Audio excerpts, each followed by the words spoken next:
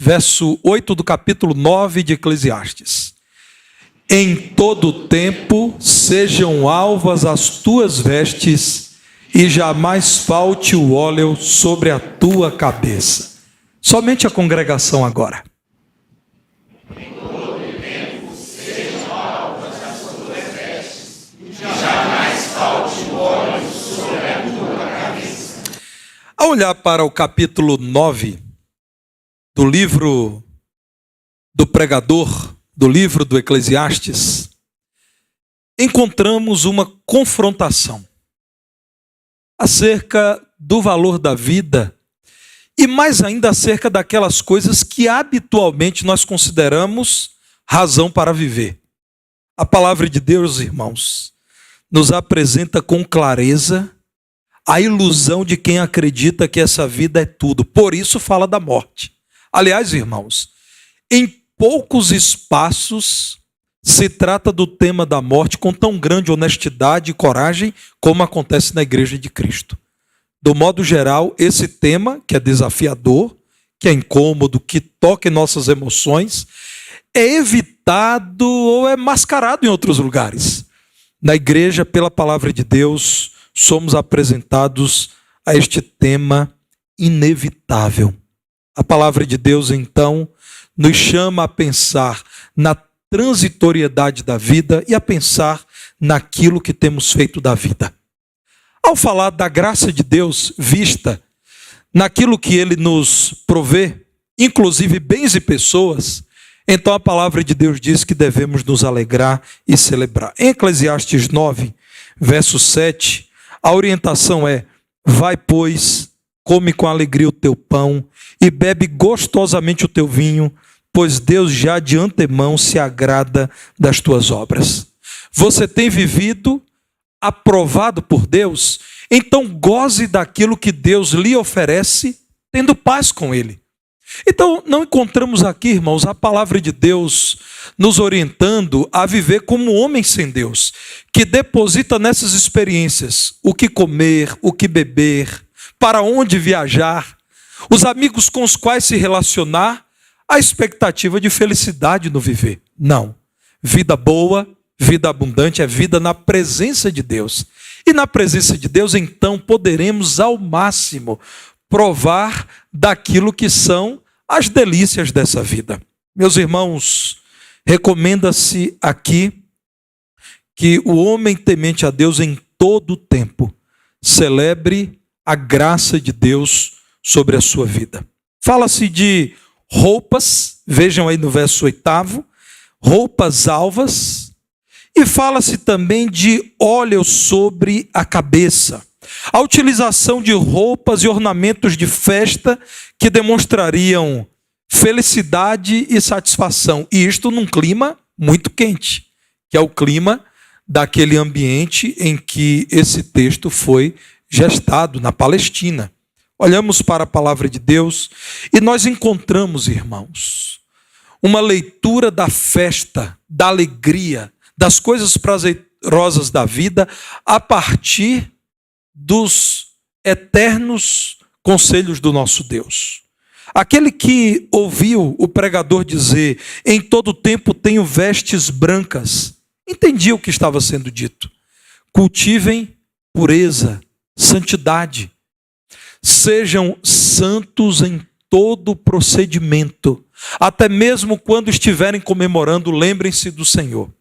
E ao dizer que haja óleo sobre a tua cabeça, a palavra de Deus está dizendo que haja direção do Senhor em seu viver. O óleo sempre foi na palavra de Deus um símbolo do Espírito de Deus. A unção com óleo sobre reis, profetas e sacerdotes sempre figurou no culto a Deus como símbolo da ordenação, da autorização de Deus para que aquela pessoa, em nome do Senhor, pudesse realizar o seu trabalho. Quem ouvia isso aqui sabia. Se incluía aqui o serviço ao Senhor, a ida à casa de Deus, a participação nos festejos do povo de Deus. E não eram poucos os festejos do calendário litúrgico de Israel. Quando a palavra de Deus diz: em todo tempo se preparem, cheios de pureza e integridade, mas também sob a unção do Espírito de Deus e celebrem. A palavra de Deus também está dizendo: sirvam ao Senhor desse modo. Levantem-se e caminhem para a festa do povo de Deus assim, vestes alvas e óleos sobre a cabeça. Naqueles dias, como eu disse, de clima muito quente, o óleo também permitia, irmãos, se manter um semblante de saúde, de alegria. Os cabelos e a pele passavam a ter um brilho que era retirado naturalmente pela força do sol inclemente. É com atitude de gratidão que devemos viver felizes, porque temos o privilégio de servir ao Senhor. O autor não fala apenas da festa cultica, não fala apenas da reunião no templo do Senhor, mas fala disso também. E ao falar da festa na presença de Deus, do serviço ao Senhor, diz: em todo tempo haja alegria e santidade. Eu quero convidar você a olhar para esse texto bíblico em conexão com o versículo 10 que diz: tudo, toda a vida, todas as experiências, tudo que te vier à mão para fazer, inclusive o serviço ao Senhor, faze-o conforme as forças que Deus te dá. Porque no além, e aqui de novo a palavra de Deus diz: vocês morrerão. Para onde tu vais, você não poderá realizar essa obra, a obra de Deus nesse mundo, nem projetos que são próprios desse mundo, nem conhecimento, nem sabedoria alguma. Meus irmãos, a palavra de Deus, ao nos dizer que devemos fazer bem, com alegria, tudo que o Senhor nos oferta, sem dúvida apresenta também o serviço ao nosso Deus. O serviço que hoje é realizado em todo tempo, porque nós os crentes somos habitados pelo Senhor. Pelo Espírito Santo, nós estamos o tempo todo vivendo na presença de Deus. Nós servimos a Deus enquanto dormimos, porque enquanto dormimos se cumpre em nós a palavra de Deus que diz que Ele dá o que é necessário aos seus amados enquanto eles dormem. Um crente dormindo é a confissão serena de alguém que confia que Deus cuida de tudo enquanto ele nada pode fazer. Meus irmãos, um crente, quando limpa a sua casa, ele está glorificando a Deus, porque ele está reconhecendo que Deus lhe deu uma casa, por isso ele pode limpar. Um crente, quando constata que o seu automóvel está com defeito, e ele parte para consertar, ele está glorificando a Deus, porque ele está dizendo: eu estou administrando aquilo que Deus me deu. Um crente, irmãos, quando está na sala de aula estudando, ele está honrando o Senhor. Quando ele está trabalhando em uma empresa, ele está glorificando ao Senhor. Não há para nós os crentes uma separação entre a vida sagrada e a vida profana. Nós não somos mais profanos. Nós recebemos o Espírito de Deus, o selo de que pertencemos ao Senhor. Toda a nossa vida é sagrada, porque o Espírito Sagrado nos habita e nos dirige. Então tudo é serviço a Deus. Se é serviço a Deus tudo que fazemos, tudo deve ser feito com celebração. Em todo tempo, devemos servir ao Senhor com vestes alvas e com óleo sobre a cabeça. Eu quero convidar você a olhar para um tempo em que os crentes já tinham essa consciência de que serviam a Deus em todo tempo e lugar. Por isso, até mesmo sofrer enquanto serviam a Deus era motivo de alegria, sentiam-se privilegiados. Olhem para Atos capítulo 5, eu quero destacar especialmente o verso 41. Os apóstolos foram usados por Deus para que muitos enfermos fossem curados. E isso produziu uma reação dura das autoridades religiosas e políticas de Israel. O que fizeram? Prenderam os apóstolos do Senhor. O anjo do Senhor os retirou da prisão e os mandou voltar para o meio do povo para continuar pregando a mensagem do Senhor. Eles haviam dito que importava mais obedecer a Deus do que a homens. Estavam no templo quando foram de novo aprisionados, foram surrados, foram ameaçados, Foi dito aos apóstolos: não continuem pregando o nome de Jesus, porque o povo começa a achar que esse Jesus está vivo e mais, que nós somos os responsáveis pela morte dele. E então em Atos 5, verso 41, a palavra de Deus diz que os apóstolos que foram confrontados e surrados se retiraram do sinédrio regozijando-se, alegrando-se muito por terem sido considerados dignos de sofrer afrontas por esse nome. Irmãos, esses homens que serviram a Deus na prisão, onde estavam postos injustamente, no templo, em todos os lugares e até no sinédrio, em que homens dignos foram surrados, foram humilhados, diz a palavra de Deus que eles se alegraram em tudo isso porque eles estavam servindo ao Senhor. Esse versículo me humilha, irmãos. A palavra de Deus diz que os apóstolos experimentaram profunda alegria. Esse é o significado de regozijo. É alegria sobre alegria, é grande alegria, porque eles foram considerados dignos de serem associados a Jesus. Porque eles foram considerados dignos de serem reconhecidos como discípulos de Jesus, a ponto de serem castigados porque pregavam o nome de Jesus. Por terem sido considerados dignos de sofrer afronta pelo nome de Jesus, eles se alegraram. Eles celebraram a oportunidade de servir a Deus. E aqui está o meu convite a você.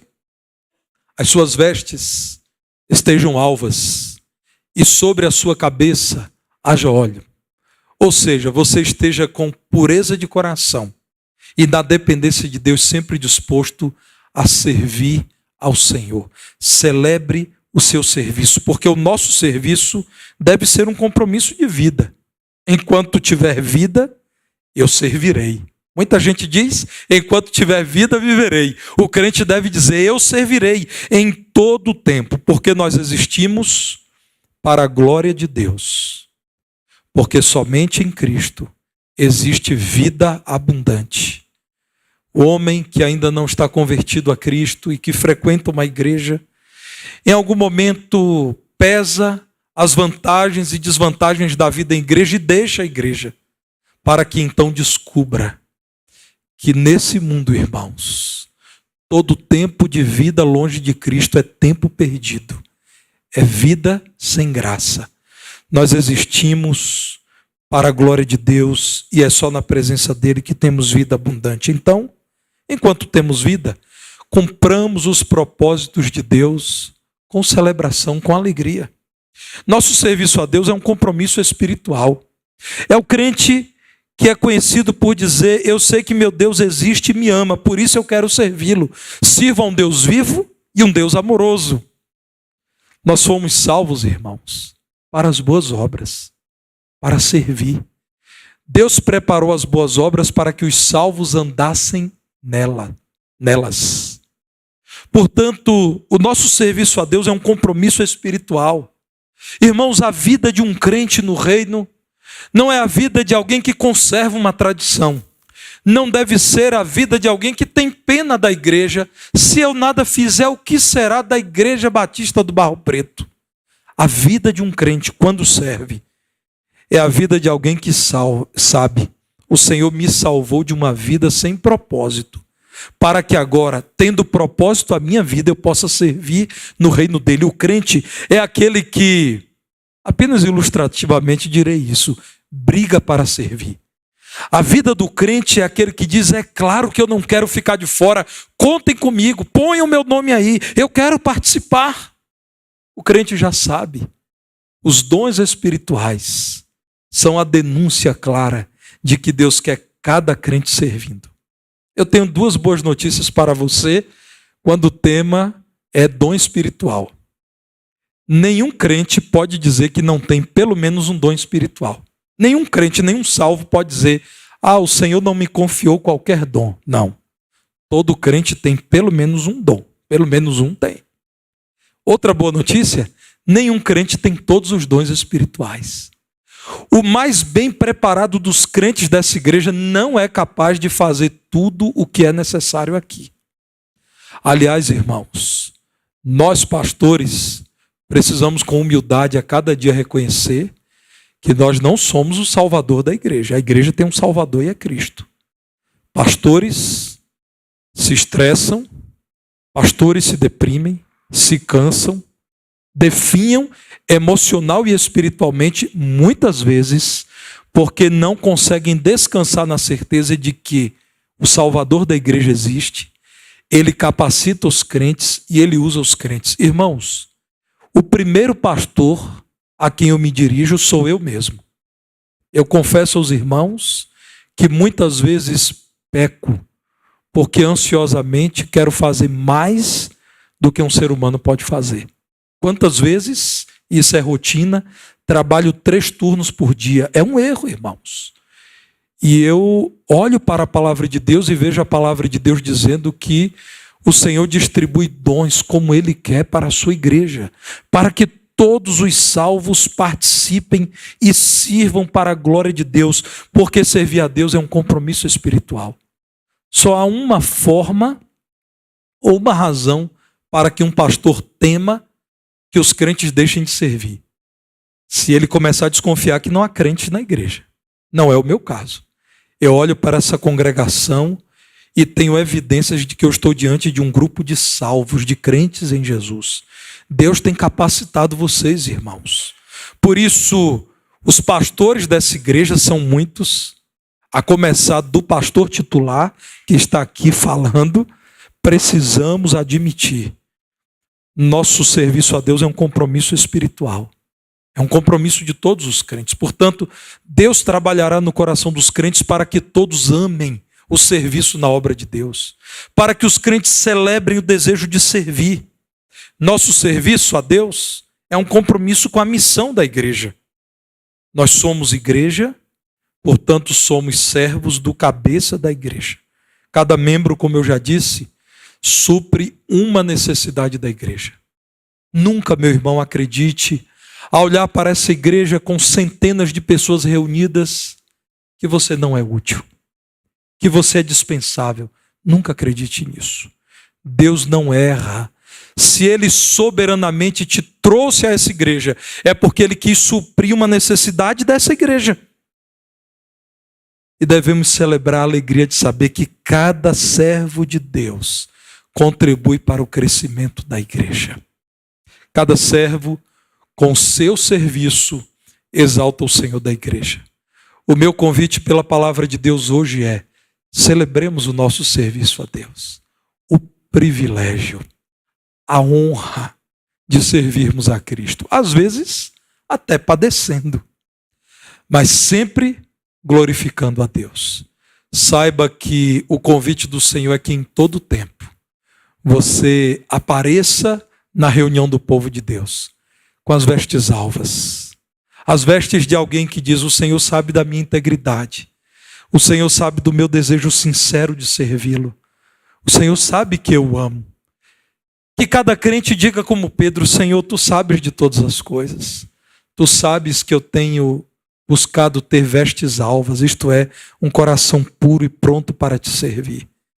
Mas que em todo tempo apareçamos com olhos sobre a cabeça, isto é, na dependência do Espírito de Deus, trabalhando no poder do Espírito, crendo que Deus, por seu Espírito, nos usará para que a obra dele avance, para que o reino dele cresça, para que o povo dele não padeça por falta de socorro daqueles a quem Deus levantou. É um privilégio servir a Deus. Celebremos hoje o nosso serviço ao Senhor. Vamos orar? Meus irmãos, eu quero